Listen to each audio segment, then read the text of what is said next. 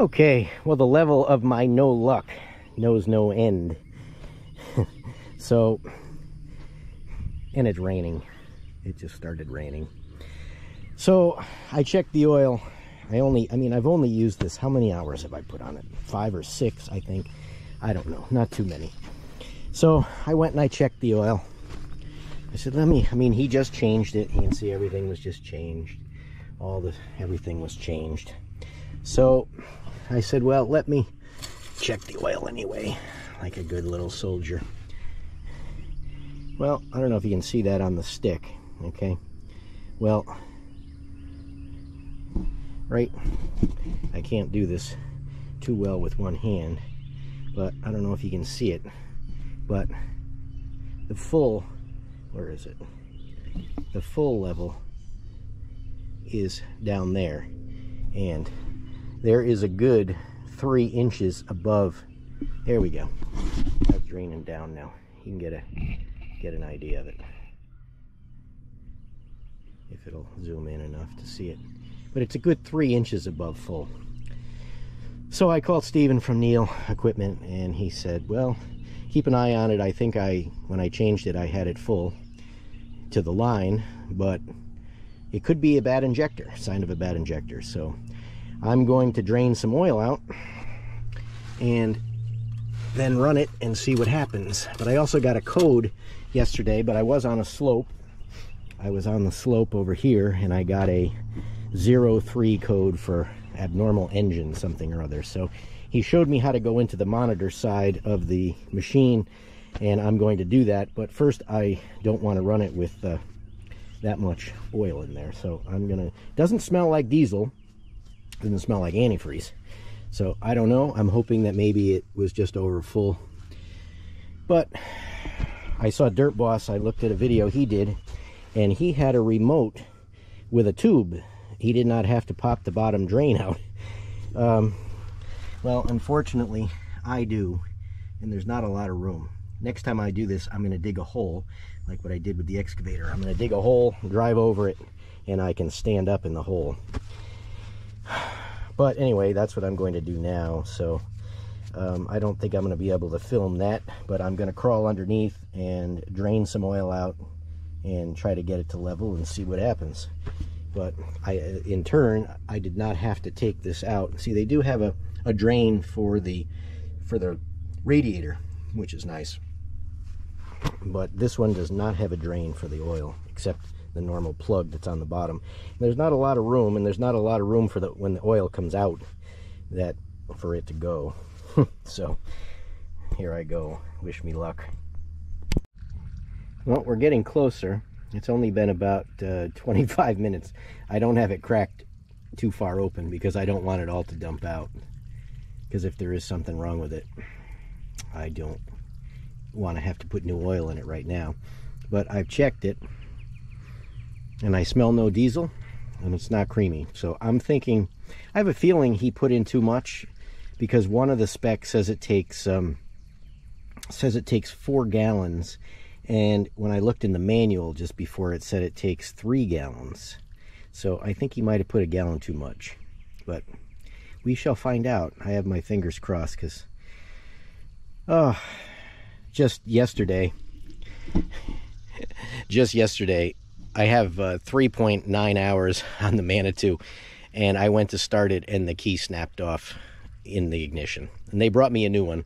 I was able to get it out, and they brought me a new one. I didn't realize I had 2. They told me, oh, you only have 1 key, but I had 2, but they gave me 2 more, but they came right out the next day. But I can't win. So I'll show it again when I get it to proper level. Note to self: don't keep a rubber glove on too long. I don't normally do. All right, let's see where we are now so we can see how we finish. Oh, and these little bugs are driving me crazy. They love ears. Okay, we are right at the full line.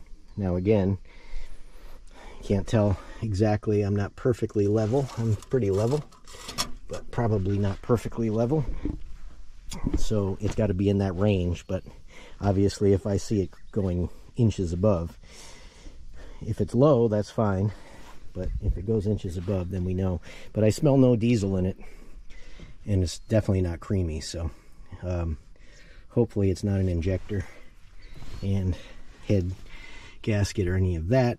I have a feeling he just overfilled it, because he just did it you know, a month and a half ago, at 34 hours ago. So let's hope, fingers crossed, I'm gonna get all the belly pans and stuff put back and give it a try out.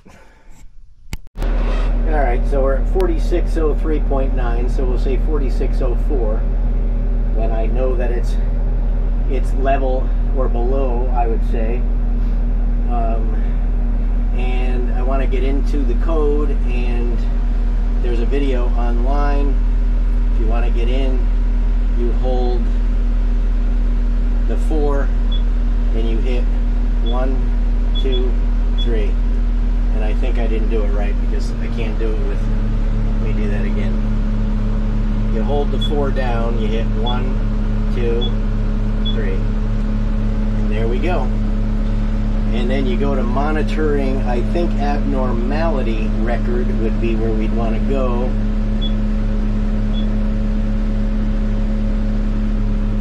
So we do that. Mechanical systems, yes.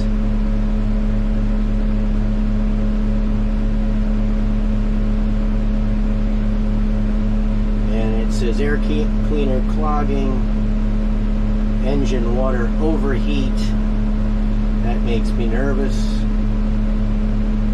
That could be head gasket. Then engine oil pressure low. And then charge voltage low. So it says nothing about the code that I got the other day. Engine abnormality. Let's see if it's electrical. I doubt it.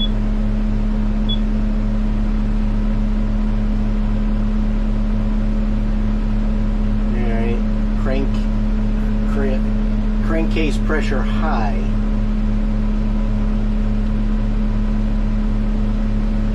Alright, so that must be what it was, because 4,600 hours is what we're at now. So, of course, it had I can't even speak. Crankcase pressure high. Of course, because it had too much oil in it. So we shall see. Well, here's a little bonus 4th of July footage. I got my flag shirt on, and what I'm going to do today is I want to check the oil. As I showed in one of the previous videos ending, I did a little dosing over there, and when I checked the stick, it seemed like it was a little bit high. So I'm going to check it again, if I can, with the camera on. Well, it's pretty much on this. It's pretty much on. So that's a good thing. I thought it was high the other day, but maybe it wasn't cooled off enough. So my son-in-law, daughter-in-law are coming over. So I'm going to, why am I turning it that way? So I'm going to just run it. He's a diesel mechanic in the Marine Corps. Helicopters and diesel he does. So I want to run it a little bit before he gets here and have him check it and see what he thinks. So I'm going to do that. I'm not going to film it, but I'll show you afterwards what I do. So I'll give you a quick shot of what it looks like now, and I might even do some pushing over there. We'll see what I do, but I definitely want to give it a try and pray that it does not come up on the stick. All right, here we are out in 96-degree humidity. So I pushed that up a little bit, pushed that part that dried, except I turned around, so I messed it up. But what I tried to do over here is I need to bring the excavator down here. So I tried to push as much material down this way to give me a little bit closer to the water over here. So I think I did that. I pushed a bunch up on top of the pile, made the pile taller, kind of made a little stair step here. See, this is still wet from, we got a lot of rain the other day. And this was all crevasses over here. Well, I pushed up here. But this is quite a bit closer to the, oh, there goes my white bird. So I'm nice and close here. I can reach out there. Again, I'm not going to dig way down over here. And anything extra I have, what I'm going to do is I'm going to push it up against that pile. Because then I can, as I need it, I can go up on top of it and make my way down and still clean up down below. And as you've seen in previous videos of the one where I got stuck with the excavator that time, when all I did was go down to rinse the bucket off because I had a welder that was supposed to come that never did. And that's where I got stuck, on the other side of that pile. So what I'm going to do is I'm going to pull some of that down with the excavator, fill in this area here so I can get the excavator over there, and I'm going to fix the other side, start pulling back everything that has run out. This is all runoff here. So, and it's almost sloped. This is about the slope. I mean, it's not nice, but this is about the angle of it. Now I can walk right up. This was all crevassed from 3 years ago. I had fixed this. So there's about the slope right there. So I got this pile. I'll get everything that's extra, and like I said, I'm going to put it up against the side of this pile, and I can put the excavator up on top, and as I need it, I can use it. Same within here. This is where the finger was. If you go back and look at that video, this is where the finger was, but got this one crevasse that washed down, but not too bad, so that doesn't matter. And this is the area here that really washed out. We got this new strain of weed this year. I don't even know what this is. Never seen those before, but all that has washed out, and that's where the excavator got stuck, right there. So I'm going to get down here as well. You can see this one. I mean, this is a big one. So not going to get stuck this time because I'm going to pay attention. I never thought I was going to get stuck the last time because I had been down there and didn't know it had rained after a vacation. So, all right. Well, that's enough of that. So I'm going to go back and get ready for everybody to come. So that was just a little bonus footage that turned into quite a long-winded explanation. I'll get you later.